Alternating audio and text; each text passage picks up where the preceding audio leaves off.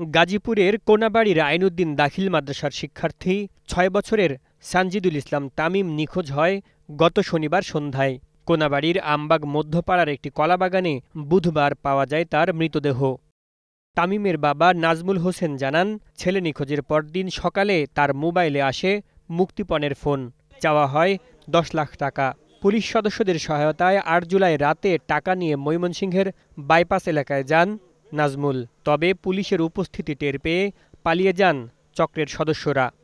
আমার বাবারে নোংরা বানায় দিত, বিছানা ফালায় রাখতাম, আমি গোসব করতাম। তাও আমি নিখোঁজ হওয়ার কতদিন পর আপনাকে ফোন দিছে বা কে ফোন দিছিল? পরের দিন সকাল ৫টা বাজে ফোন দিছে, কয় তুই আমার ফুলারে মারছাস, আমিও তোর ফুলাহান আমার কাছে, তুই ১০ লাখ টাকা নিয়ে আয়, তোর ফুলারে আমি কিচ্ছু করবো না। সকালে যে সময় আমাকে ফোন দেওয়া করতেছে, নাজমুল ভাই আপনার সাথে কোনো অন্যায় নাই, আপনি আমার চুল ধরে ফিরাইছিলেন না? আমি আপনি ১০ লাখ টাকা নিয়ে আসেন, ১০ লাখ টাকা নিয়ে আসেন, আমি ছেড়ে দিব। মরদেহ উদ্ধারের পর নারী ও শিশু নির্যাতন দমন আইনে কোনাবাড়ি থানায় মামলা করেন নাজমুল হোসেন।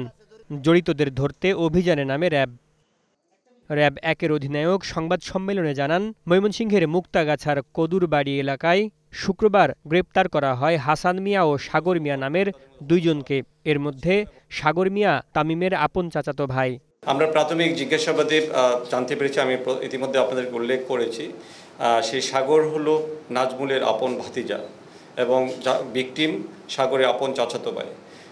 সাগর তার চাচার কারখানাতেই কাজ করত এবং এর সাথে যে হাসান, সে বিগত ২ মাস পর্যন্ত এই কারখানাতে চাকরি করত।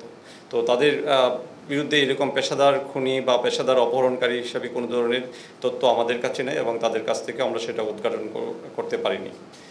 আর তাদের বিরুদ্ধে কোনো মামলা নেই।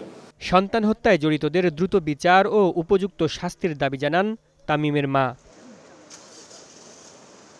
Rafiq Mahmud, news time, Dhaka.